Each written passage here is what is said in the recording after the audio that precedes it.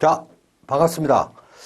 이제 시험을 이제 한 일주일 정도, 4, 5일 정도 남기고, 제가 이제 쪽집게, 55개의 문제를 제가 유출을 해가지고, 여러분한테 시험 전에 마지막으로 좀 도움될까 해서 이번에 특강을 좀 찍게 됐어요. 근데 사실은 찍을까 말까 고민했어요. 왜냐하면 지금 막 외워야 된단 말이야. 지금. 제가 저번에도 말씀드렸지만, 시험 일주일 전이 제일 중요하다고 얘기했잖아요. 그럼에도 불구하고, 틀리기 쉬운 문제라든가 그리고 시험을 딱 앞두고 실기 시험을 앞두고 제가 몇 가지 세 가지 정도 팁을 여러분들 드리는 시간이 갖는 게 좋을 것 같다 해가지고 제가 준비했으니까 여러분들 한 50분, 40분, 50분 정도만 집중해서 잘 들으시기 바랍니다. 자, 55문제를 제가 엄선을 했어요. 자, 그 엄선 문제는 중상 정도의 난이도예요. 중상. 우리가 뭐 쉬운 거 있잖아요. 한 40%는 쉽게 나와. 그건 뭐 근데 중급이 한 40%, 상급이 한 20% 나옵니다. 이 중급 40%를 맞히는 게 사실은 키라고 보면 돼요. 키. 중급. 우리가 해결해야 되는 게 중급이야. 상급 한 20% 정도는 뭐 틀려. 우리는 100점 만점이 아니잖아요. 항상 70점 만점. 그 정도기 때문에 70점을 목표로 하기 때문에. 자, 그리고 중상 정도의 난이도 그리고 틀리기 쉬운 문제 위주로 제가 얘기를 했어요. 주로 많이 틀렸던 문제를 제가 가지고 왔어요. 자, 그리고 그 중에서 이제 출제가 예상되는 거. 제 나름대로 요번에는 요 문제가 나올 확률이 좋을 것 같다는 걸 제가 엄선을 했습니다.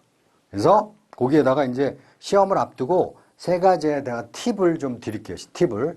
요 팁만 잘 적용을 해도 한 3, 4점 정도 올리는 거는 저는 가능하다고 봅니다. 3, 4점. 자, 지금부터 시작하는데 교재를 옆에다 준비해 줘요. 제가 몇 가지 뭐 교정 봐드릴 것도 있으니까. 그리고 지금은 제가 시간이 많지가 않기 때문에 같이 직접 다 하나하나 자세하게 풀어드릴 건 아니에요. 어차피 여러분이 다 풀어봤던 문제이기 때문에 강의 후에 제 강의를 듣고 이런 문제들이 많이 틀리는구나 시험장에서 당황하고 그러기 때문에 쓸 수가 없는 거예요. 그렇기 때문에 이 강의를 듣고 직접 풀어보는 거예요. 다 교재에 있는 거니까. 자, 그렇게 요번 특강을 여러분들이 생각을 해주고 이제 시작하겠습니다.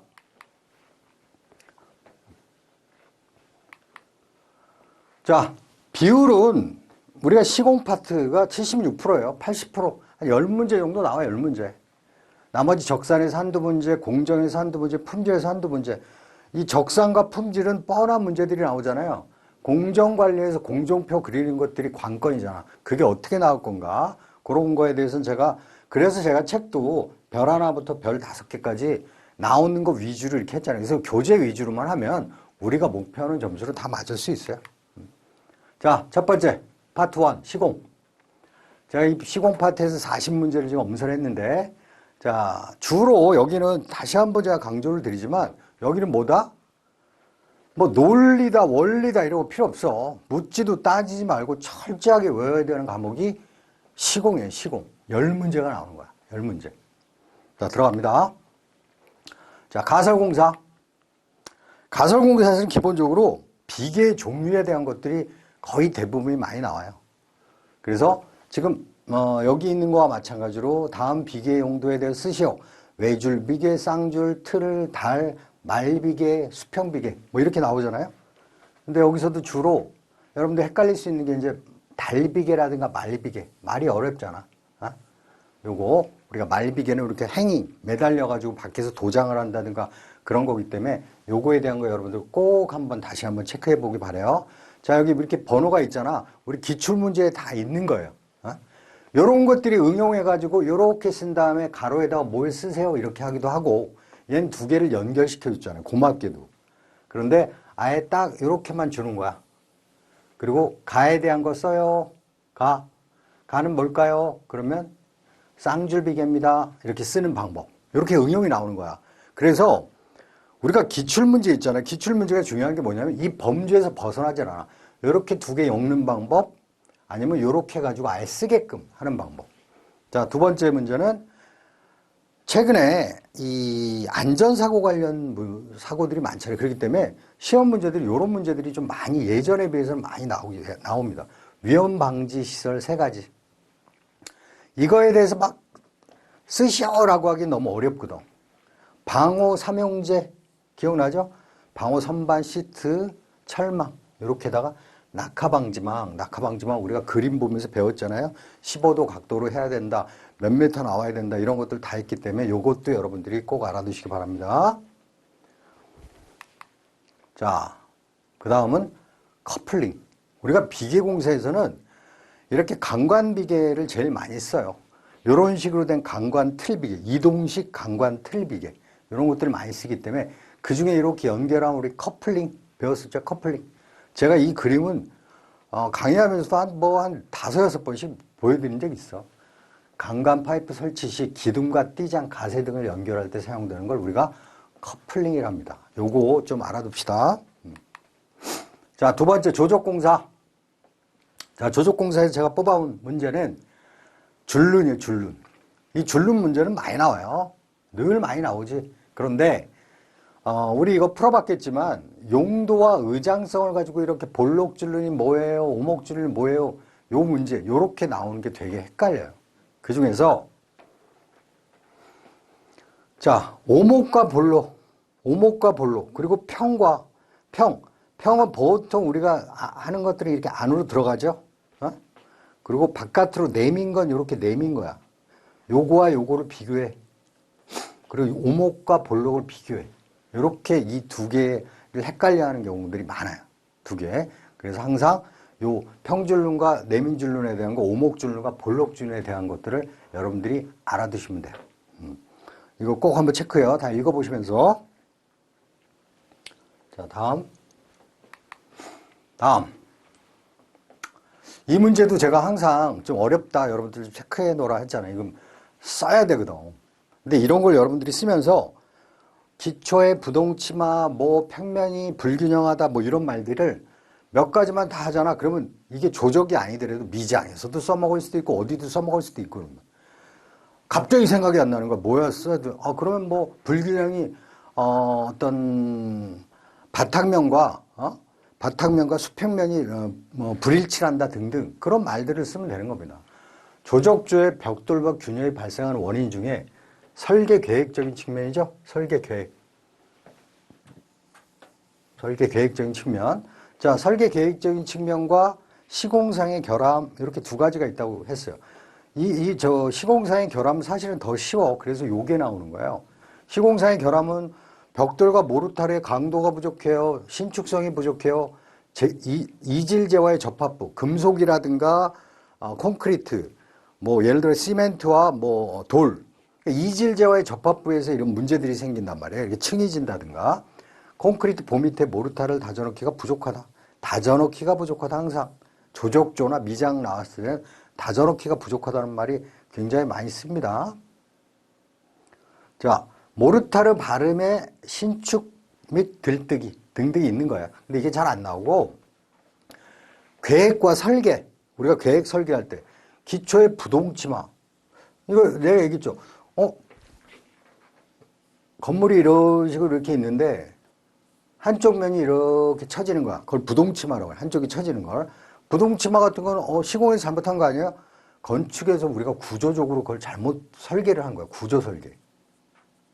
이건 구조. 꼭 설계가 이쁜, 우리가 인면 만들고 평면 만드는 게 아니라 여기서는 구조 설계에 대한 것도 얘기하기 때문에 그래요. 자, 평면, 인면의 불일치, 불균형 하중, 집중하중, 벽돌 벽체의 강도 부족, 개구부의 크기, 불합리. 자, 이거를 제가 말씀드린 게 이론과 논리를 따지지 말고 이런 거는 여러분들이 써가면서 딱 일주일 남기고 몇 번 써가면서 이거는 여기서 딱 끝내는 거야. 자, 5가지가 있어. 여기서 5점을 줬대요. 근데 이렇게 5점짜리가 이렇게 나오진 않아요, 잘. 5점 중에 한 3개 정도, 많으면 4개 정도가 맞추면 돼. 5개를 다 맞출 필요 없어요. 그럴 땐 몇 가지의 중요한 것들만 여러분들이 맞추면 되는 거예요. 네? 자, 그런 생각으로 좀 어려워요, 이게. 그래서 내가 지금, 잡아본 겁니다. 자, 다음. ALC. 오토크레이브, 라이트웨이, 콘크리트. 가벼운 콘크리트야. 콘크리트가 옛날에 두꺼워야지 이게 하중도 많이 받고 좋다 이렇게 하지만 요즘에는 간단하게 빨리 경량으로 해야 되기 때문에 우리가 ALC 이걸 씁니다. 경량 기포 콘크리트. 많이 쓰이는 재료들이 시험에 많이 나오는 거예요. 많이 쓰이는 거. 예전에 많이 쓰였는데 지금 안 쓰는데 안 나와. 목재가 옛날에 비해서 점점 안 나오고 있단 말이에요. 그거 마찬가지야. 그래서 이런 많이 쓰이고 있는 ALC 보강블록 이런 것들을 여러분들이 장점과 단점을 잘 알아둬야 되는 거예요. 경량으로 현장에서 절단 및 가공이 용이하다. 흡음 차음성이 우수하다. 건조 수축률이 작아. 균열이 적다. 흡음 차음성이 우수하고 단열이 좋다. 아니 가볍다는데 단열이 좋아요? 제가 그랬죠. 공국률이라는 거. 우리가 우리 구스 패딩이라든가 그런 것들이 가벼운 것들이 그 안에 공기층이 있다 보니까 보온이 더 되는 거야. 비중이 두꺼워. 비중이 금속과 비중이 두꺼우면 어떻게 돼요? 열 전단율, 전도율이 좋기 때문에 추울 수밖에 없는 거예요. 자, 가볍다라고 하면 단열성이 좋다라는 경량이라는 거는 재료에선 요 두 가지를 같이 연결해 주면 쉬운 거야. 요거 하나 생각나는 순간 두 번째 요거는 그냥 쓸 수 있는 거야. 흡음성, 차음성이 우수하고까지는 안 써도 돼요. 두 번째 예를 들어 단열성이 좋다 이렇게만 써도 점수를 2번에 단열성이 좋다라고 해도 1점을 받는 거니까. 이해가죠? 그렇게만 생각하면 되는 거야. 오케이. 다음. 자, 석재 쪽은 요 두 가지가 항상 많이 틀려. 제가 이렇게 물어보면 갑자기 생각이 안 나. 시험장에서 이거 알고 있었는데. 그래서 이건 묻지도 따지지 말고 우리가 외워야 되는 것 중에 대표적인 거야. 석재 가공할 때 특수공법. 석재를 가공을 해야 되는 석재를. 모래로 내가 뿌려가지고 얘를 미세하게 간다고 그랬죠. 모래 분사, 버너구이, 불로, 플래너, 플랫. 빳빳하게 하기 위해서 플래너 마감. 모래 버너, 플래너, 모래 버너. 이걸 계속 써보면서 외우는 거야. 자, 지탱하는 공법. 자, 이거 너무 내가 많이 얘기했어. 이 두 가지 꼭 알아두세요. 시험에 제일 많이 틀리더라고. 이상하게. 아는데 틀렸다고 하는 문제들이 이런 문제란 말이야. 본드로 붙이는 거, 앵커 긴결, 강제 트러스트. 이거 제가 사진으로 다 그림 보여줬죠? PPT로 다 보여드렸어. 그걸로 생각해서 꼭 헷갈리지 말고 맞히기 바랍니다. 나올 확률이 높아요. 자, 세 번째. 목공사 쪽은 목공사에서도 틀리기 쉬운 거. 방부제 종류, 유성 방부제 종류는 어떻게 돼요? 방부 처리 방법은 어떻게 돼요? 방화제, 방염제는 어떻게 돼요? 요 세 가지가 헷갈려. 시험 전에 딱 요거는 우리가 정리해 놓죠. 세 가지에 대한 거. 클레오소트, 코올타르, 뭐 코올타르라고 해도 이런 관계 없어요. 아스팔트, PCP. 침탄. 우리가 개를 타서 도주하는 사람 해가지고 내가 그랬잖아요. 개탄 도주가 아니라 침탄 도주. 그렇게 해서 이렇게 딱 쓰면 되는 거고. 그래서 우리가 약자를 가지고 외워야 되는 거야. 제가 유치하게 막 시조도 외우고 막 이랬었잖아요. 이런 거 시험장에서 딱 하면 생각이 안 난다니까. 그래서 침탄 도주, 이런 식으로. 이것도 봐. 방화물이 나오면 우리가 봉인해라. 봉인. 그냥 감싸버려라. 그래서 방화물 봉이 아니라 붕이지 붕산이니까. 물은, 물이 규산나트륨이잖아. 그잖아? 방화물 봉인, 이런 식으로 해가지고 요거를 딱 쓰면 돼요. 틀리기 굉장히 쉬운 문제다. 자, 요거 우리가 또 꼭 마칩시다. 자, 다음 문제는 목공에 관한 설명으로 맞는 용어 설명. 용어. 바심질과 마름질을 좀 헷갈려요. 내가 그래서 항상 그랬잖아. 가나다라 마바잖아. 마가 먼저 오잖아. 마심질. 마가 먼저 오기 때문에 마는 처음에 우리가 목재를 가지고 막 벌치해서 왔어. 그럼 목재의 크기를 따라 각 부재의 소요 길이로 잘라내는 거. 요걸 우리가 가나다라 먼저 오니까 마야 이게. 자, 그 다음에 이제 구멍 뚫고 홈파기 하는 거잖아. 그 다음 문제잖아. 그러니까 바지 바심질. 그리고 45도로 이렇게 각을 딱 줘가지고 우리가 하는 거를 이렇게 우리 창호라든가 이런 거 있잖아. 연기 맞춤. 이 연기 맞춤이 시험 문제를 낼 때 보면 연기 맞춤을 이상하게 내고 싶은 그게 있어요. 연기 맞춤이라는 게. 그게 있어. 그래서 이 세 가지 용어에 대한 거 꼭 알아두시고. 자, 29번은 그렇게 중요한 문제는 아닌데 이게 꼭 틀려. 중요하지 않기 때문에 틀리는 거야. 목조 건축의 뼈대 세우기를 순서를 쓰세요. 아무 보기도 없고 그냥 밑줄 한 줄만 딱 두고 알아서 쓰라는 거야. 이런 게 어려운 거야.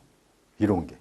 자, 우리가 목조 세우기 토대할 때는 세우기 할 때는 토대, 맨 밑에 토대 있잖아요. 그 다음에 1층 벽제 뼈대, 2층 마루틀, 그리고 1층 벽제 뼈대, 2층 마루틀, 2층 벽체 뼈대, 그 다음에 지붕틀을 놓습니다. 자, 이런 거 이제 이런 데 보기를 주겠지. 이런 식으로. 우리가 문제 나왔던 사례예요. 자, 두 번째, 벽체 세우기에서는 이제 기둥. 자, 우리가 해봅시다. 기둥을 이렇게 만들어. 자, 기둥 밑에는 뭐가 있어요? 기초가 있겠지, 기초. 이게 동발이든 뭐 저거든. 그리고 이 기초 위에 토대라는 걸 만든 다음에 이 토대 위에 띠장, 장선 뭐 해가지고 그 다음에 이제 기둥이라는 게 이렇게 들어옵니다. 그죠? 기둥을 세워. 너무 지저분한데? 다시. 자, 밑에 있다고 치고, 자, 이런 식으로. 자, 기둥을 하나 놨어요. 우리가 벽체를 세우는 거 아니야? 뼈대. 기둥을 세웠어. 자, 이 밑에가 이렇게 밑에 띠장과 장선이 있기 때문에 벽체를 기둥을 이렇게 세워요. 그럼 그 다음에 이거 올리는 거 아닙니까? 그러는데 이걸 올리면 중간에 인방보, 창문을 놔야 되는 것들을 못 올린단 말이에요. 그러니까 이 인방보를 먼저 놓는 거예요. 이런 식으로. 자, 기둥, 인방보, 그 다음에 복, 층돌이가 있죠. 층돌이. 깔돌이, 층돌이, 그 다음에 복. 이런 식으로 올라오는 거예요. 그러니까 요게 하나는 이런 식으로 되겠지. 단면이. 그 다음에 하나가 이렇게 올라오는 거예요. 그래서 순서는 기둥, 인방보, 긴 층보라고 하던, 이건 뭐 외워요. 이거는 제가 이거 왜 하냐면 나올 확률이 사실은 거의 없는데 이런 문제를 제가 틀리기 때문에 여러분한테 말씀드린 거예요. 그래서 요번에 쪽집게 강의에서 얘기했는데 이게 딱 나왔네 라고 하면 땡큐인 거야. 그러니까 이런 거 알아두셔. 인방보, 위부터 보보다는 항상 인방보, 창문을 걸어야 되는데 창문. 요만큼 창문을 놔야 된단 말이야. 그렇기 때문에 얘를 먼저 놓는다는 거야. 자, 여러분들한테 요 문제가 나오기를 행운을 내가 빕니다. 다음, 가세 버팀대 귀잡이 역시도 시험 출제를 제가 해도 참 내고 싶은 문제예요. 참. 근데 이거를 횡력에 대항하는 보강법을 쓰세요. 그러면 가세 버팀대 귀잡이 이렇게 세 가지 딱 쓰는 건 너무 쉬워. 그죠? 제가 그림도 가르치고. 이거 딱 얘기하면 횡대로 쓰세요. 나 옛날에 고등학교 때 이거 헷갈려가지고 이런 식으로 해야 돼. 횡단하다, 횡단, 가로 쪽이다. 종단은 세로. 이렇게 외우는 거예요. 그러니까 횡단은 가로기 때문에 가로로 불어온 바람 뭐야? 수평, 횡력 이런 거 아니야. 자, 이거 이렇게 가지고 제가 그림에 대한 것까지 설명을 드렸어요. 그림을 잘 생각해 보면 가세는 우리가 트러스 구조이죠. 트러스. 45도로 우리가 쭉 이렇게 세우는 걸 우리가 가세라고 하잖아. 그죠? 버팀대는 이 기둥과 보, 그러니까 수직재와 수평보를 잡는 걸 우리가 버팀대라고 하고, 귀잡이는 수평과 수평재를 잡는 걸 귀잡이라고 하는 거예요. 요 그림 제가 설명을 많이 드렸어요. 그래서 이 문제 같이 이 세 가지를 쓰세요라고 하면 안 써본 사람이 틀려. 많이 틀리더라고. 너무나 아는데도 틀렸다는 거야. 횡가만 외우고 이 세 가지 가세, 버팀대, 귀잡이만 외우다가. 자, 가세하면 뭐예요? 수평력을 견디기 위해서 구조적으로 횡력을 보강한 재료다. 뭐 45도 얘기도 해도 되고. 버팀대는 뭐야? 수직, 기둥과 돌이 뭐 직각 뭐 다 이런 거 필요 없어. 자, 버팀대는 뭐야? 수직재와 수평재를 횡력에 보강하기 위해서 노는 부재. 귀잡이는 뭐야? 수평재와 수평재를 횡력에 보강해서 구조적으로 놓는 거. 이렇게 복잡하게 안 써도 그 기준 하나만 가지고 가면 돼요. 자, 이거 다 아는 문제지만 왜 했다? 쓰는 게 쉽지 않다. 쓰는 게. 오케이. 자, 다음은 이제 미장공사 들어. 미장. 석고보드에 대한 거. 제가 강조를 굉장히 많이 했죠. 석고보드. 석고보드의 생각보다는 그렇다고 그래서 비중이 나오게 시험 문제 나오는 건 아니야. 근데 그만큼 많이 쓰는 재료는 출제자들이 관심을 가질 수밖에 없어요. 장점, 단점에 대해서 제가 굳이 지금 또 설명을 안 할 거예요. 물론 이쪽에서는 우리가 수경성이냐, 수석고 있잖아. 들어가기만 하면, 수석한다는 수석고. 기경성, 수경성에 대한 문제들이 기본적으로 많이 나오죠. 제가 지금 여기 나와 있는 거는 기본적인 문제들 내가 여러분들이 그냥 하면 다 맞출 수 있는 건 여기다 놓지도 않았어. 그런 건 기본적으로 40%, 쉬운 문제. 상중, 하중에 쉬운 40% 여기 안 달았기 때문에 이런 문제는 안 나온다는 게 아니라 당연히 나오는 거라는 거예요. 석고보드의 장점과 단점. 충격에 약하다. 흡수로 인해 강도가 현저히 저하한다. 다만 장점이 굉장히 많죠. 장점. 수축, 팽창, 변형이 적다. 저렴하고 가공은 평이하다. 가격도 싸고 그러니까 다들 요즘 벽체를 할 때 합판을 안 쓰고 이걸 쓰게 되는 겁니다. 꼭 알아두시라는 거예요. 자, 셀프 레벨링도 역시 제가 말씀 많이 드렸어. 여기 보시면 우리 카페라든가 패션샵 이런 데 가보면 다 바닥에 요즘에 이렇게 우레탄으로 투명 우레탄을 이렇게 했잖아요. 그냥 쭉 뿌리면 얘가 유동화 성질이 있어가지고 셀프 스스로가 레벨링을 딱 할 수 있게끔 하는 거야. 다만 창문을 어디다 많이 열어놓는다든가 막 그러면 어느 부분은 굳고 어느 부분은 바람이 너무 세고 그러면 잔물결이 생긴다 말을 얘기한 적 있잖아. 잘 기억하시고 거기에 쓰는 혼합재료가 경화지연제와 유동화제다. 경화지연제, 유동화제다. 유동화제는 뭐예요? 유동. 얘가 스스로 움직이게끔 하는 거야. 경화지연제를 왜 지연시켜? 얘 빨리 굳어봐봐. 얘가 셀프 레벨링을 하기 위해서 쫙 뿌려놓은 게 스스로가 평탄을 딱 하기 전에 굳어버리면 이게 안 돼. 그렇기 때문에 경화지연제와 유동화제다. 요 두 가지를 또 틀리는 경우가 많아요. 요건 대충 쓰더라고. 자, 기억하시고 22번. 미장 공사 시 미장이야. 결함 원인을 구조 원인과 재료의 원인, 바탕 원인, 바탕면의 원인으로 나눠 두 개씩 쓰시오. 이런 문제가 어려운 문제, 이런 문제. 보기도 없어, 아무것도 없어. 구조적인 거에 재료의 바탕면에 대한 거 쓰라. 이게 뭐 어렵잖아. 머릿속에 있어. 근데 이걸 어떻게 논리적으로 쓰지라고 하기 때문에 이게 어려운 거야. 꼭 알아둬요. 어렵게 나오면 이런 문제들이 나오는 거야. 어렵게 나오면. 우리 교재에 보면 이거 별이 두 개죠. 이런 문제 나 나올 수 있다고 봐. 근데 그 대신 이렇게 세 가지보다는 한 두 가지 정도로 이제 문제를 줄이는 거지. 두 가지로. 자, 여기에 나와 있는 답변들 있잖아요. 구조적인 문제가 뭐예요? 설계 오류로 구조 결함, 또 구조재의 수축 및 팽창. 이런 문제는 어느 미장뿐만 아니라 조적이나 뭐 돌공사다 어디에도 다 쓸 수 있는 거야. 아주 대표적인 말들. 설계 오류로 구조 결함, 구조재의 수축과 팽창. 재료적인 건 어때요? 배합이 잘못됐어요. 재료의 수축과 팽창이 문제가 있네요. 아주 어디에도 만약에 상관이 없는 것도 기억이 안 나. 대충 이런 말 써놔요. 그러면 수축과 팽창을 얘가 썼네. 대충 조금 아닐 수 있어도 그래. 이 세 가지 중에 두 가지는 완벽하게 맞췄어요. 세 가지 중에 1, 2, 3이 있는데 세 번째 재료의 수축과 팽창 딱 이렇게 써놓으니까 수축과 팽창이 적다는 거야 작다는 거야 막 채점하는데 애매하지만 요런 문구를 딱 써놓은 거에 대해서 채점자는 좋아하기 때문에 동그라미를 이렇게 쳐주는 거야. 동그라미. 이게 팁이야 이게. 2차 시험의 팁이라는 거예요. 그래서 아주 대표적으로 제가 이 문제를 다룬 요번 시간에 문제를 다룬 이유도 여기에 나와 있는 말들이 아주 대표적인 얘기들이에요. 자, 바탕면의 원인은 뭐예요? 바탕면 처리가 불량이에요. 말이 쉽잖아. 쓰려면 어렵다니까.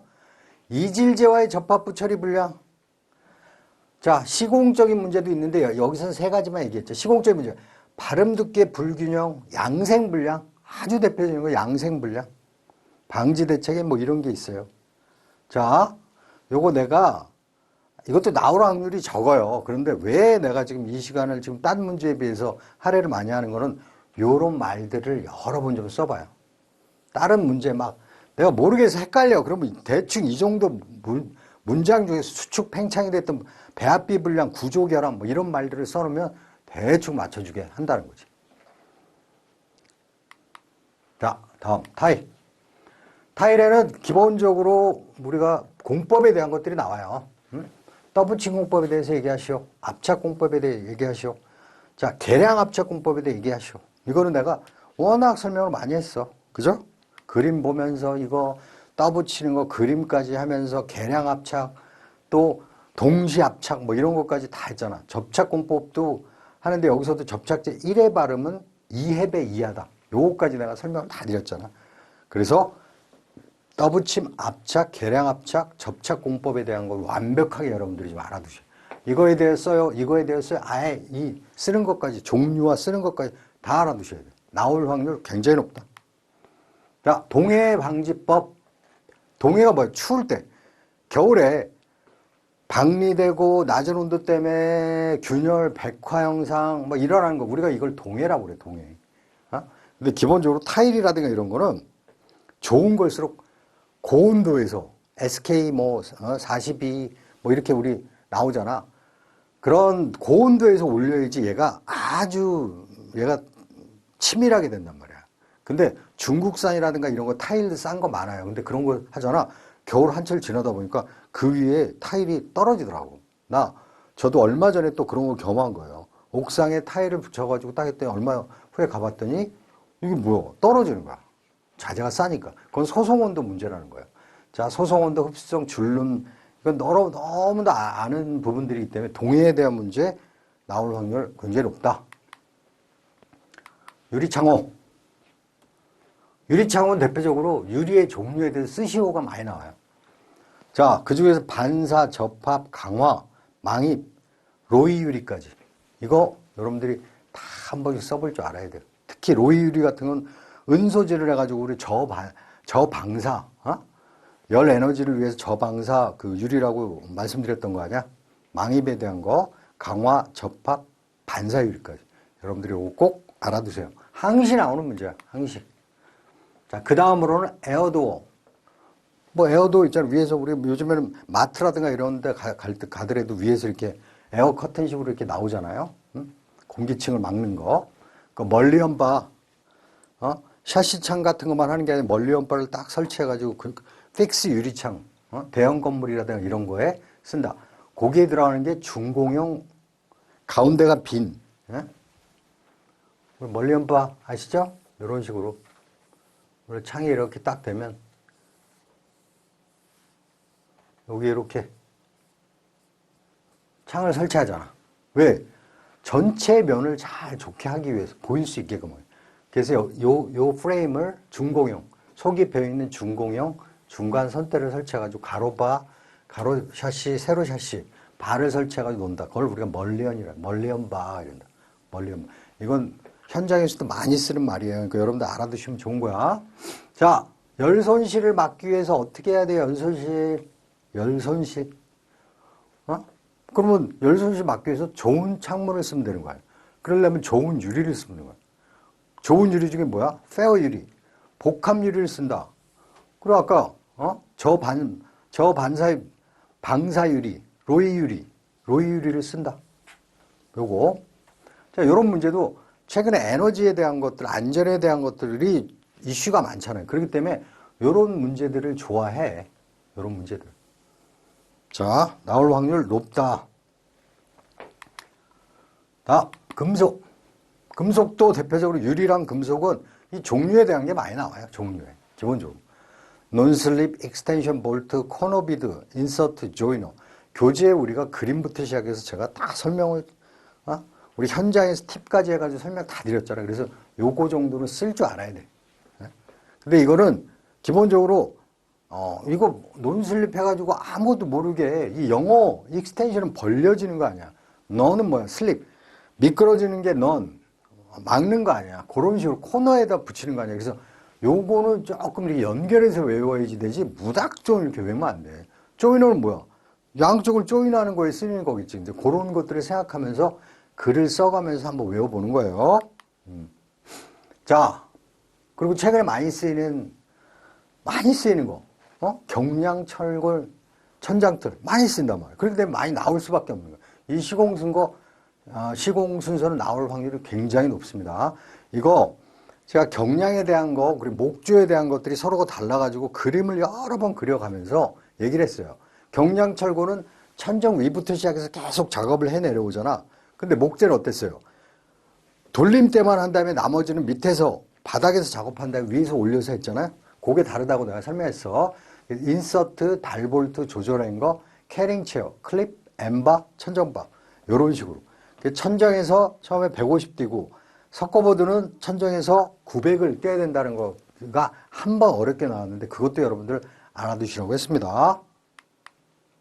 자, 시공 중에 이제 도장.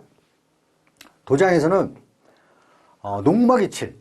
농막이칠에 대한 부분들은 늘 뭐 얘기가 많이 나오지. 근데 우리가 많이 외웠잖아. 광철, 철광, 징할한다.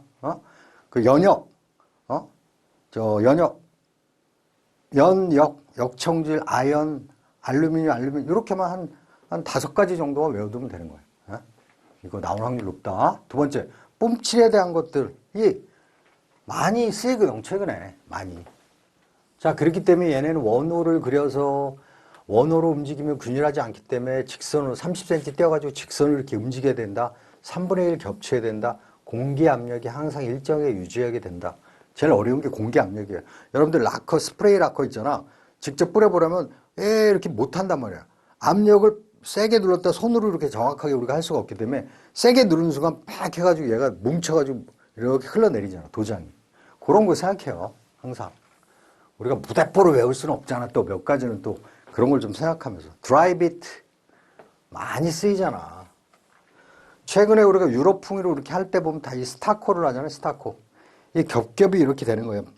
면에서 봐봐. 단열재 붙이잖아요. 그 다음에 하나, 둘, 셋, 넷, 5겹 정도로 붙이게 되는 거야.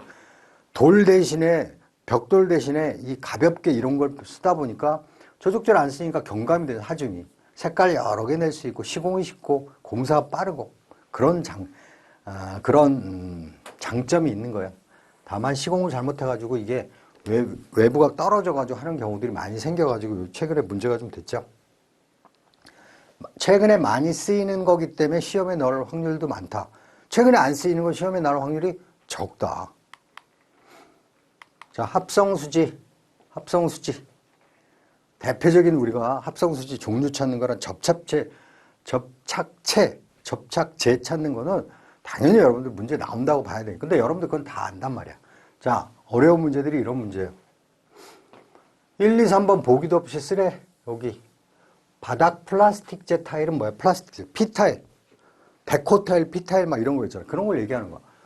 그거를 채울 때 바탕을 처리한 다음에 3개나 타일 붙이고 청소한다. 요거 여러분들 좀 알아두셔야 되는 거야. 프라이머를 처음에 도포하고 프라이머. 그 다음에 먹줄 치고 그 다음에 접착제를 도포한다. 이거 써보는 거지. 그거와 함께 이 리놀륨, 이 모노륨, 리놀륨 있잖아요. 우리가 장판 까는 거 있잖아. 요 깔기를 할 때는 어떻게 하냐. 이 임시 깔기와 정깔기에 대한 걸 꼭 알아두시라고 얘기했지. 임시 깔기, 정깔기. 바탕 처리를 합니다. 항상 처음 바탕 처리. 1번에 이렇게 가로 나와주는 건 땡큐지. 바탕 처리.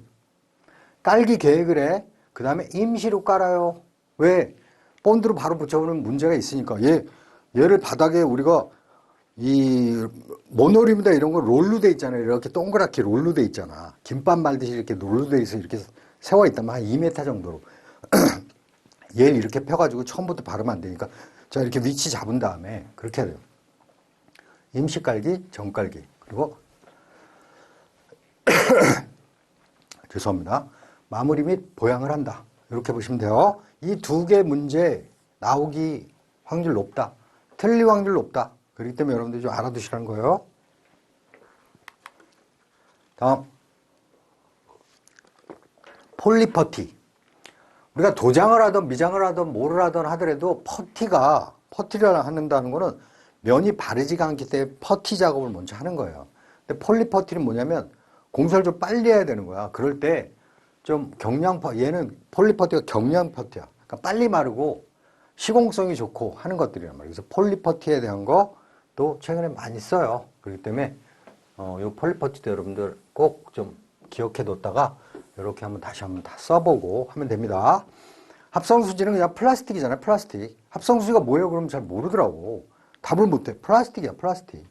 이 플라스틱과 접착제에 대한 문제는 늘 많이 나와요. 요 기본적인 거는 내가 여기 안 달았어요. 열 가소성, 열 경화성에 대한 건 아주 대표적인 거지. 대표적으로. 늘 나오는 거야. 근데 제가 이렇게 다루는 거는 이런 거 맞춰. 근데 이런 부분들을 딱 나왔을 때 틀려버리기 때문에 제가 이번 시간에 여러분들한테 이런 걸 다루는 거예요. 자, 내장. SGP. 우리가 실제로 샌드위치 판넬이다 뭐 해가지고 막 이렇게 쓰잖아. 샌드위치 판넬과 요거랑 조금은 다른데 거의 비슷하지. 스틸 집섬 패널이라고 했죠. SGP가. 우리 사무실이라든가 이런 거 임시로 이렇게 쓰고 그럴 때는, 그리고 뭐 저가로 이렇게 모든 사무실이 뭐 사람들이 들어가지고 인테리어를 다 해가지고 사무실 쓰는 건 아니잖아요. 이런 식으로 공간을 임대해가지고 이런 식으로 병 만들고 회의실 만들어가지고 한단 말이야. 이런 걸 다 우리가 SGP야. 많이 쓰이니까 나올 확률이 높다는 거야. 사무실 칸막이에 SGP를 쓰는 세 가지에 대한 거. 내화성과 방음이 좋고 작업이 용이하다. 조립, 해체. 그래서 이거는 재활용이 가능해요. 재활용. 그래서 SGP 판매하는 회사들은 이걸 할 때 새 거를 사실래요? 아니면 중고를 사실래요? 이렇게 오더를 낼 때도 중고에 대한 얘기들을 많이 합니다. 많이 쓰이니까 제가 SGP가 나올 확률이 높다고 얘기하는 거예요. 자, 그 중에 헷갈리기도 쉬운 거 도배공사. 도배. 아주 쉬운 문제들인데 이런 거 있잖아. 온통 발음, 봉투 발음, 비닐 발음 세 가지를 딱 쓰려는 거야. 보기에서 고르는 거 우리가 쉽지. 거기에 재벌 정발음까지. 우리가 네 가지가 있죠. 종류가 네 가지. 네? 자, 도배 풀칠 방법 중에 정배지 바로 밑에 발음이야. 밑에서 위로 붙이는 걸 뭐라고 하냐? 재벌 정발음. 그래서 온통 봉투 발음, 비닐 발음, 재벌 정발음은 사실 이게 뭐 이렇게 중요하진 않아요. 그냥 보통 온통 발음과 봉투 발음 딱 두 개를 많이 써. 두 개. 그런데 요 시험에서는 요 종류에 대한 것들이 있기 때문에 헷갈리기 좀 쉬워서 내가 말씀드린 거예요. 자, 액세스 플로어, 액세스. 요즘은 뭐 전산 처리를 많이 하고 그러다 보니까 바닥을 요즘에 고층, 초고층 뭐 이런 데들은 다 바닥을 이런 식으로 해요. 전선들을 깔게끔. 이것도 제가 설명을 많이 했죠. 바닥에서 이렇게 띄워가지고. 그러니까 천정에 우리가 석고보드 박듯이 바닥에도 똑같은 구조를 이런 식으로 한다는 거야. 그 대해서 간략하게 쓰세요. 일정 높이로 올려 띄워가지고 바닥에 배선과 배선을 위해서 이렇게 띄우는 겁니다. 라고 좀 쓰면 되는 거야. 나올 확률 높다. 많이 쓰이니까. 자, 협력공사에서는 건축에서 응결과 경화에 대한 내용을 구분하여 쓰라. 자, 예전에는 콘크리트에 대한, 시멘트 콘크리트에 대한 문제들이 많이 나왔어요. 근데 22년에 시험이 바뀐 이후에, 시험제도가 바뀐 이후에, 이 콘크리트가 확 빠졌어요. 자, 그럼에도 불구하고 조금 출제위원들이 좀 나이가 있으시고 전통적인 걸 좋아하시는 분들은 특히 이런 문제들을 좀 가끔씩 내요. 아주 건축, 콘크리트에서 기본적인 응결과 경화에 대한 거 있잖아요. 시멘트와 콘크리트는 응결과 경화를 가지고 조기 강도가 적냐, 장기가 느냐. 우리 알조 가지고 다 외웠던 거 있잖아요. 그런 거란 말이야. 그래서 응결이 되고 경화가 된다는 거. 시멘트에 물을 혼합해서 수화작용이 처음에 이렇게 하다 보면 얘가 화학 반응에 열이 난단 말이야. 수화열이 발생하고 굳어지는 것을 우리가 응결이라고 하고, 응결 후에 굳어서 강도가 이제 생기는 거. 우리가 재령 28일 강도, 1일 강도, 10일 강도 뭐 이렇게 나누는데 28일 압축 강도 기준으로 가는 걸 우리가 경화라고 해요. 경화. 요거는 시험에는 가장 이런 기본적인 것도 나오거든. 얘가 이게 이 건축, 인테리어 디자인에 대한 근본, 기본이 있느냐, 공학에 대한 근본, 기본이 있느냐는 측면에서의 문제입니다. 자, 시트 방수. 최근에 많이 쓰이는 게 이제 시트 방수죠. 액체 방수도 많이 쓰이지만 시트 방수를 참 많이 써요, 요즘에. 시트를 이렇게 딱 붙이는 거예요. 요즘에 건물 외벽도 아예 시트를 붙여버리더라고. 다만 생각해봐요. 시트를 붙인다고? 그럼 코너나 이런 데는 어떨까? 그게 단점이야. 그래서 여기 보면 단점. 시공 후 누수 시 국부적인 보수가 어렵다. 작은 부분 누수가 어려운 거에 다 떼어내야 되기 때문에. 굴곡이 많은 부분들이 문제가 좀 있어요. 다만 시공이 간단하고 공기가 간단하지 뭐 하루에도 끝나는 경우도 있고 그렇기 때문에. 그래서 많이 쓰이기 때문에 나올 확률이 높다. 시트 방수. 그렇게 말씀드리겠어요. 자, 중요하지 않은 문제지만 철골 구조물의 내화. 우리가 철골 H빔 있잖아. H빔. 자, 이런 H빔을 딱 이렇게 H빔이 딱 있는데 이거를 딱 바닥에 넣었어. 여기 GL. 여기다 넣었어. 이거 피복을 해야 되잖아. 안 그러면 이제 녹이 생길 거 아니야. 이거에 대한 얘기예요, 이거. 뭐 타설로 한다. 콘크리트를 타설해가지고 여기 놓는다. 타설 공법. 조적으로 벽돌로 싼다. 미장을 아예 해버린다. 뿜칠 공법으로 도장을 아예 해버린다. 어렵지 않은 건데 갑자기 이런 문제 나오면 틀리기 굉장히 쉬워. 그러니까 10명 중에 8, 9명이 틀려요. 8, 9명. 응? 그래서 틀리기 쉬운 문제를 내가 이렇게 놓는 거예요. 타설, 조적, 미장, 뿜칠. 이것도 생각해봐. 이걸로 어떻게 하면 얘를 어떻게 할까? 뭐 돌도 놓을 수도 있고 조적이라든가 이런 것들이 다 돌 아니에요. 돌도 조적 중에 하나 아니야. 어? 그러니까 뿜칠 도장으로 합니다. 뿜칠이 도장 아니야. 미장 뭘로 바른다. 미장. 콘크리트를 붓는다. 타설. 뭐 이렇게 하면 되는 거예요. 자, 파트 1 끝났고 적산. 적산은 이 공사비 구분 있잖아요. 공사비 구분. 이표. 총 공사비가 어떻게 되고 이런 거. 이표 이렇게 쓰는 거 있잖아. 공사 원가에다가 일반 관리비에다 부가 이윤을 놓는다. 순공사비가 있고 현장 있다. 직접과 간접 공사비가 있다. 직접에 재료비, 노무비, 외무비 시험에 딱 나오면 요거 아니면 요거 아니면 요런 거 여기 쓰기 이런 거예요. 근데 제일 많이 나오는 거 요거지. 직접 관리비 4가지. 재료비, 노무비, 외주비, 경비. 그걸 쓰라.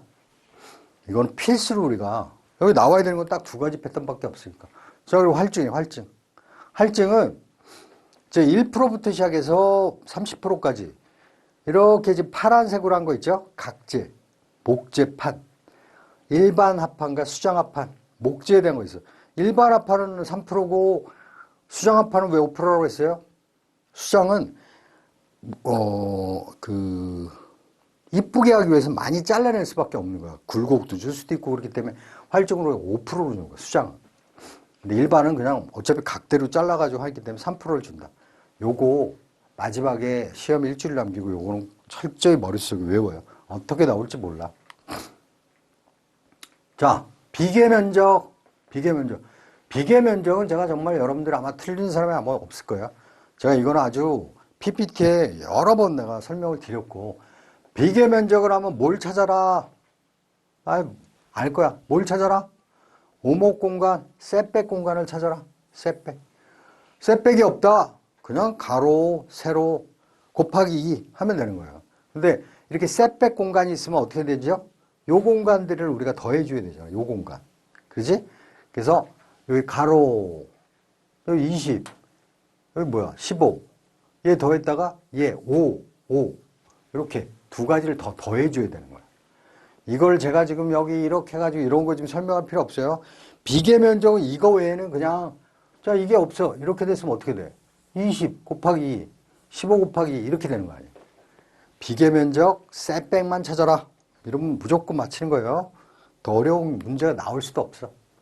자, 그 다음에 벽돌. 벽돌량 계산하는 건 여러분들이 이제 전문가가 됐단 말이야.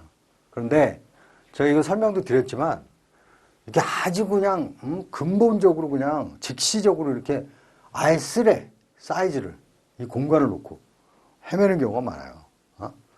자, 그래서 기본형에 대한 거, 표준형에 대한 거 여기다 직접 쓰는 거 있잖아. 자, 표준형 봐봐. 75, 1 빼기, 그 다음에 1 빼기, 2.0비만 2 빼기 한다고 그랬잖아. 근데 65에서 그대로야. 2배, 1.5배, 2배 이런 식으로. 이거 기억나시잖아요. 그러니까 요 표준형과 기본형에 대한 것을 이렇게 쓰는 것까지는 여러분들이 준비를 좀 하셔야 돼. 이거를 또 의외로 많이 틀려요. 헷갈려가지고.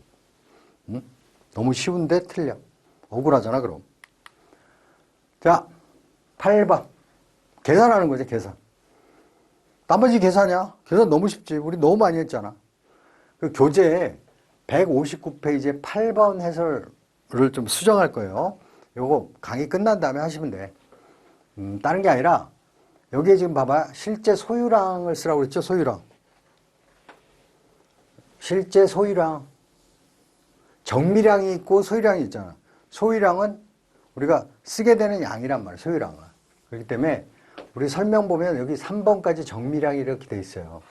그럼 소유량은 어떻게 돼? 이렇게. 4번이 소유량. 그래서 5,000 600 곱하기 활증이 5%잖아. 곱하기 1.05는 5880메가 되는 거야. 그리고 여기 이제 모르타르가 얘가 5번이 되겠지. 그걸 내가 뺐어요. 모르타르량은 정밀량에다가 표준 0.35잖아, 얘가. 요거. 우리가 표준에 대한 거면 0.25, 요것만 외우시라고 그랬죠? 그거 곱해서 하다 보면 1.96 루베가 되는 거야. 세제곱미터. 요거까지 정도만 하면 요런 문제들은 나오면 땡큐 하고 맞춰주는 거야. 땡큐 하고. 자, 요거 나중에 수정이 됐는지 내가 요게 좀 그때 오류 넘기면서 헷갈려서 그러는 거예요. 자, 목재량은 거의 안 나와요. 목재량. 어? 왜 안 나온다? 안 쓰니까. 목재창호 요즘에 쓰는 사람이 있어, 없어? 안 쓴단 말이야. 그럼 나올 확률이 있어요, 없어? 없단 말이야. 그런데 조금 나이 드신 출제자가 시험 출제를 낸다? 옛날에 너무나도 전통적으로 냈던 문제들이고 목재라는 거를 지금도 알아야 된다. 우리가 전원주택이다 이런 데서는 또 인테리어하고 장인들은 직접 한다라고 하기 때문에 이런 거를 갑자기 내는 경우들이 있단 말이야. 자, 이건 뭐 이렇게 중첩되는 부분들 빼지 말고 그냥 다 더하면 된다고 그랬잖아. 그래서 가로재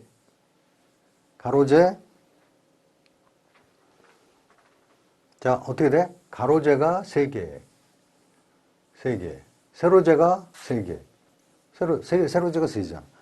얘가 240, 얘가 60 이렇게 되잖아. 240, 0.2, 0.66 곱하기 2, 여기가 2.3이잖아. 길이가 곱하기 3 이렇게 한 다음에 이 계산하는 건 쉬워요. 중요한 건 뭐냐면 이 단위. 목재는 뭐야? 가로, 세로, 길이잖아. 최적으로 한다. 최적. 요거만 알아두시오. 혹시 몰라서 요거 정도는 여러분들이 알아두시라. 자, 타일. 목재가 나올 확률이 높을까요? 타일이 나올 확률이 높을까요? 당연히 타일의 확률이 높아요. 타일은 너무나 많이 쓴단 말이에요. 그래서 타일도 쉽지. 타일 공식에 보면 우리가 1000이잖아. 우리가 이 타일을 1m와 1m 된데 1m와 1m. 우리가 1000이지 1000. 여기에 타일을 붙였을 때 몇 장이 붙이냐는 걸 얘기한다고 내가 설명드렸잖아요. 그래서 우리 공식에 보면 이렇게 1000mm 곱하기 1000mm 이렇게 돼 있잖아. 이게 우리가 미리로 계산한 거야. 이게 저한테 질문이 온 사람이 있어가지고 그래. 근데 내가 계산할 때 보면 이렇게 여기다 1을 놓잖아요. 요거 우리가 미터로 계산한 거라, 미터. 요걸 다 미터로 환산한 거지. 얘 10cm를 미터로 한 사람이 0.1이잖아. 줄눈 3mm를 미터로 하면 0.003이잖아. 그러니까 미리로 하던 미터로 하던 환산만 잘해주면 되는 거야. 그러면 요게 된다. 소유량은 3%니까 이렇게. 다만 타일이나 벽돌은 반장 주세요가 안 되잖아요. 그러니까 무조건 뭐 올라가더라도 그냥 절상해야 된다. 무조건 절상. 타일은 장당으로만 판매하기 때문에 그거에 대한 건 여러분들이 헷갈리지 않으면 돼요. 그래서 타일이 높을 확률이 높다. 목재보다는.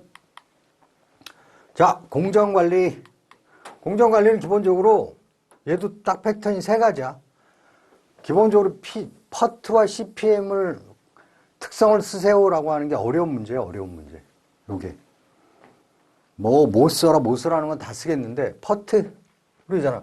얘 신규 작업에 경험이 없는 비반복적인 작업에 쓰는 거고 얘는 경험이 있는 공사비 절감을 위해서 경험이 있는 반복에 쓴다. 얘는 더미를 사용하고 액티비티 중심의 EST, EFT, LST, LFT, ET, LT는 이쪽. 핵심 이론, 얘는 화살표를 쓰고 얘는 원을 쓴다. 자, 그래서 요 대표적인 요 2가지 정도에 대한 것들을 특성을 좀 써봐요. 이건 나올 확률이 높아. 자, 이 패턴 하나. 두 번째는 EST, LT, CP, FF. 이거 많이 틀려. 이거 딱 나오잖아. EST 맞춰. 그리고 LT 정도, CP 맞죠, CP. 근데 LT랑 FT를 잘 못 맞추더라고. LT랑 FT를. 레이티스트 노드 타임. 가장 늦은 결합점 시간이잖아. 그래서 이거는 여러분들이 제가 이거 강조를 많이 했지만 요 정도까지는 요즘에 써야 돼. 요 정도까지. 그래서 우리 표에 이렇게 제가 교재에 이렇게 나와 있는 거 있잖아요. 요거는 요거 기준으로 영어를 기준으로 해서 이 순서들 EST, EFT, LST, LFT, ET, LT 요 기준으로 해가지고 여러분들이 요거는 좀 영어를 가지고 외워야 돼. 말로 외우지 말고 영어를 가지고. 응? 나올 확률 높다. 많이 틀린다. 말씀드린 거예요.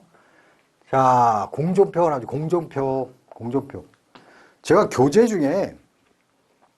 우리 교재 중에 다른 교재에 비해서 가장 좀 잘된 부분들이라고 뭐 제 자체적으로 생각한다면 이 공존표에 대한 걸 제가 단위로 다 쪼개가지고 그거 PC로 제가 다 만들어가지고 그리기 힘들었어요. 근데 하나하나 1단계, 2단계, 스텝 1, 스텝 2 해가지고 다 이렇게 했기 때문에 아마도 혼자 강의를 안 듣고 하는 사람도 이해하기 쉬웠을 거야. 그렇기 때문에 우리 교재에 있는 거 외에서는 절대 시험은 안 나와요. 이게 229페이지에 있는 거예요. 229페이지. 229페이지에 있는 페이지인데 가장 어렵게 나온다면 이렇게 한 9개. 하나, 둘, 셋, 넷, 다, 일곱, 여덟, 9개 정도가 나온 거야. 9개. 요 가지가 하나가 더 나오는 거야. 근데 요 정도가 나온다면, 어렵게 나온다면 요거가 나올 확률이 좀 높다.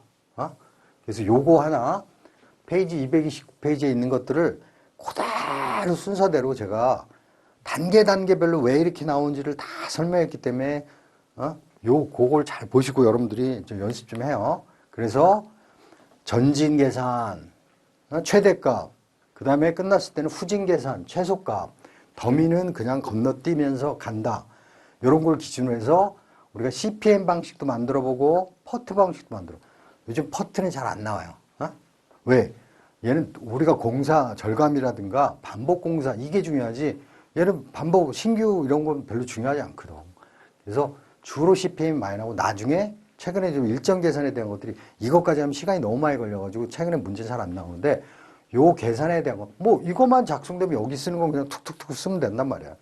일정 계산하는 것까지 229페이지에 있는 걸 보시고 여러분들 요거만 다시 한번 작성해 보시면 문제가 없을 것 같아요. 요 문제가 제가 이상하게 요즘 땡겨요. 문제가 나올 확률이 높다. 자, 그리고 우리가 CPM 중에 우리가 시간 단축을 위한 거 있잖아요. 이 표 굉장히 중요해요. 이 표가. 이거 봐봐. 우리가 표준 시간은 요만큼이야. 시간이 있으면 요만큼 표준 시간. 그럼 빨리 하려면 여기 뭐야? 특급 시간이 되겠지. 크래시 타임. 그죠? 그리고 비용, 이건 비용이야. 코스트. 표준 시간은 이렇게 낮겠지. 표준 비용은. 특급은 높겠지. 이렇게 나오는 거야. 그래서 요거가 뭐고 요거 뭐야. 요거 쓰는 거야. 이해를 하란 말이야. 이게 뭐냐? 공기야. 공기가 있는데 여기를 예를 들어 특급이라고 쓰진 않을 거야. 특급 공기라고. 좀 알아두세요. 자, 그 다음에 계산하는 거야. 계산하는 거. 계산은 뭐야? 표준에서 특급 빼고 특급에서 표준 빼고 이렇게 하는 거 아니야. 이 계산은 너무 쉬워.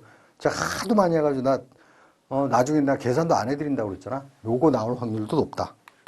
두 가지예요, 두 가지. 품질은 품질관리 기법, 히스토그램은 어떤 분포, 파레토는 크기의 순서대로, 특성 요인도는 뭐고, 그래프 산점, 요 층별이 헷갈리기 쉬워서 내가 떠놓은 거야. 다 안다고 생각해서, 요거 다 알아 해가지고 대충 어떤 경우 안 쓰고 하는 경우들. 요즘에 이걸 쓰라고 하는 것보다 이렇게 이제 고르라고 하는 것들이 많거든. 그나마. 다시 한번 시험 전에 체크 바랍니다. 자, 그리고 골재 함수. 함수량 계산하는 건 당연히 나오죠. 근데 그거 외에 나온다면 이런 거 있잖아. 직관적인 문제들을 우리 오히려 틀린단 말이야. 벽돌 크기, 우리 아까 소요량 있잖아. 그것처럼, 단위 수량처럼 이렇게 직관적으로 딱 나오면 헷갈려, 갑자기. 그렇기 때문에 여기는 기건 상태, 여기서 기건이랑 표면 건조가 유효 흡수량, 얘가 흡수량. 요 흡수량과 유효 흡수량 찾는 거, 함수량에서도 유효 흡수량 찾는 거에 따라서 얘에서 빼냐가 달라지잖아. 요거 우리 시험 문제도 많이 풀었어요. 요 흡수량에 대한 거 비교를 잘 해야 되시는 거야. 그래서 요 문제 잘 보시기 바랍니다. 자, 그리고, 압축 강도. 뭐 좀 생뚱맞게 문제가 하나 또 나온다라면, 이런 압축 강도가 나올 수 있어, 압축 강도. 시험체 점단 면적에다가 하는 건데, 이거는 뭐 딴 거 없어요. 여러분들 다 풀어. 여기 39, 15잖아. 39, 15에 3만 킬로잖아. 이렇게 노는데 얘가 제곱 센티미터야. 센치가. 요 센치를 잘 봐야 돼. 얘가 센치로 다 환산을 해줘야 되는 거. 센치로. 자, 그래서 그거 외에 블록은 시험체의 전 단면적을 얘기하는 거고 이 전체 단면적. 그리고 벽돌은 시험체의 단면적을 얘기한다. 이런 것들이 가로 열고 이렇게 나올 수 있는 거예요. 그 경제 강도는 허용 강도분의 파괴 강도고, 비강도는 우리가 목재하면서 비강도 이렇게 강조만 이제 비중분의 강도라는 거. 이렇게 설명을 드렸었어요. 자, 여기까지가 55문제를 제가 엄선해서 여러분들한테 틀리기 쉬운 문제로 말씀드렸어요. 아마도 여러분들 느꼈을 거야.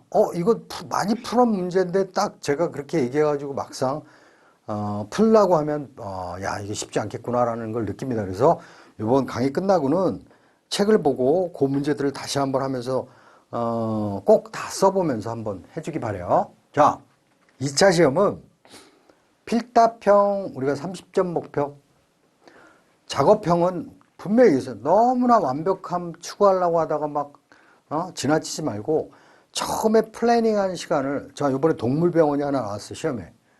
그럼 동물병원을 막 해서 해가지고 나중에 고치고 그러해서 시험 끝나는 경우가 많단 말이에요. 적어도 처음 시간에 발동은 천천히 걸리더라도 나중에 금방 할 수 있단 말이에요. 처음에 그 플래닝 할 때, 계획을 할 때 그 시간을 많이 여러분들이 축적을 해놔야 돼요. 거기서 시간을.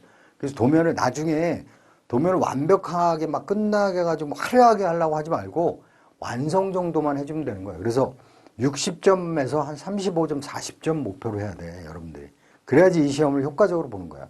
그래서 70점 정도로 맞춰가지고 내가 여유 있게 합격을 한다 라는 생각, 그게 중요하다. 그 네트워크 공정표는 포기하지 말라. 뭐 지금 듣고 계신 분들은 다 이제 아는 부분들이니까 5점, 6점이 배점이 된단 말이야. 3번 정도에 1번 정도가 그리는 게 나온단 말이야. 그런 것들은 우리가 나오든 안 나오든. 자, 그게 첫 번째 팁이고, 두 번째는 이 기억에 대해서 얘기했어요. 기억한 것은 20분이 지나면 58%, 1시간이 지나면 44%, 하루가 지나면 30%, 한 달이 지나면 20%밖에 안 남는단 말이야. 특히 이런 기사시험은, 외워야 되는 기사시험은 마지막 일주일 정도가 제일 중요합니다. 석 달 준비한 사람이 떨어진 사람이 있는데 한 20일, 30일, 한 달 준비한 사람이 붙는 경우가 이런 거야. 그 중에서 마지막, 우리가 피니시를 잘해야 된다고 생각하잖아요. 마지막 일주일 정도를 거의 달달달달 외우듯이 모든 내 외적인 시간들 다 빼고 한 줄을 완전히 외운다고 생각하면 그동안 공부했던 것들이 그리고 시험장에서 머리 그대로 있는 상태에서 하는 시험 나오면 딱 털어내면 되는 거예요. 제가 실무 팁에 대한 거 얘기한 거 외에는 다 털어내도 돼요. 자, 마지막으로는 채워라. 뭘 채워라? 부분 점수가 적용돼. 3점, 자, 블랭크가 3개가 있어요. 근데 3점이야. 2개를 채워서 맞췄어. 근데 3개 하나를 못 채웠네? 그럼 2개 맞으면 2점이에요.